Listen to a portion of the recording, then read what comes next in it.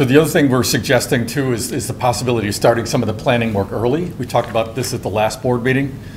So we gave Mr. Balderman a letter indicating what that process might look like.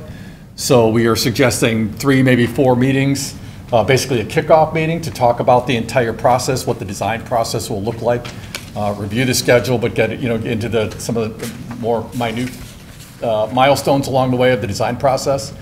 But we talked about the building program at the last meeting, so we would start talking about that. What are the requirements of every room in the building? Who's in the building? Why are they in the building? What's the function of all the different spaces? And then we could actually start the process of, we call it an adjacency diagram basically, but start to shape a floor plan where now once we know the quantity of rooms and the sizes of rooms, we can start to arrange the puzzle pieces into a floor plan. So these are relatively low-risk exercises that we could do before the referendum. And we would actually do them at no cost to the district, so it's something that we can do to, again, start the process, get the teams thinking about the work, and hit the ground running once we're successful, hopefully, on April 1st. Yes, thank you very much for that. Yeah, Appreciate it. I want the community to know what a big deal this is. This is really special.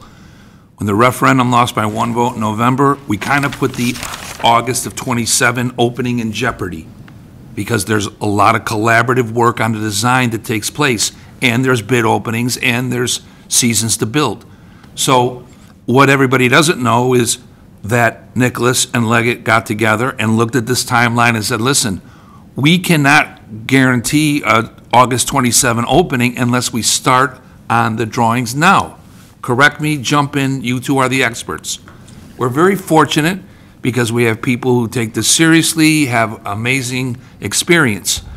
So they work together collaboratively, but very honestly about what the timeline would look like. And the opening was definitely in jeopardy.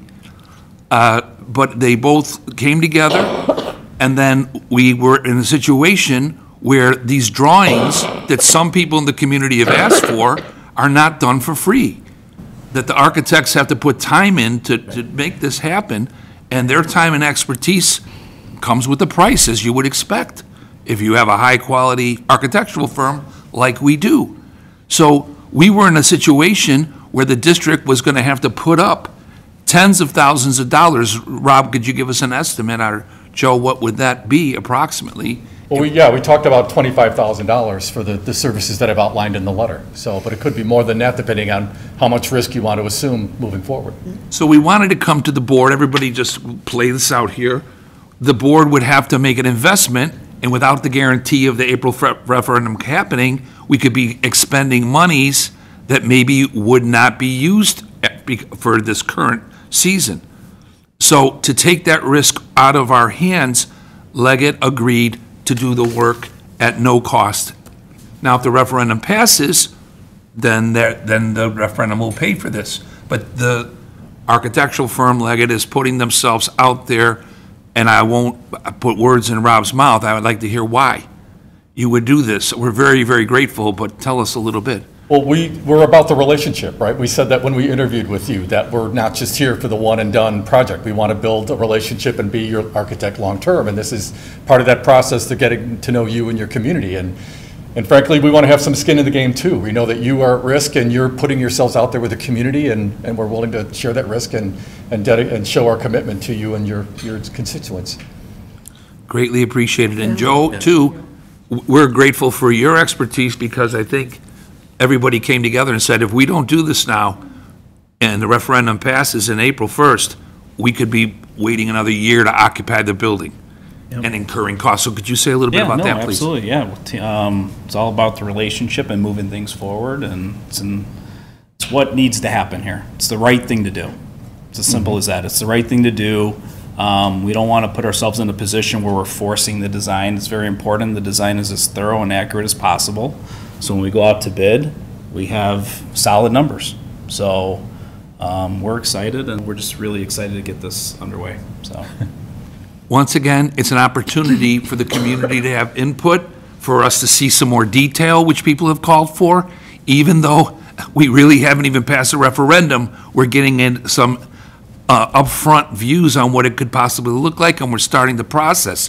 So for those who said we need more detail, we're getting even more detail than we're entitled to. So this is really special. And I want to remind everybody, too, that there were many different construction management firms and architects, many quality, experienced firms that wanted to work with CUSD 201. And the board went through a very elaborate process and chose these two wonderful firms. And our partnership is paying off. So just want to remind people, we're working with some of the best in the industry. You can go find out about their reputation. The board had choices. I think they chose wisely, and now we're seeing that pay off. So thank you very much, gentlemen, for your commitment. You've been at every single meeting, answering every question the public had. You've been to all of our board meetings, and now you're giving us a process to kind of make sure that this process is done right.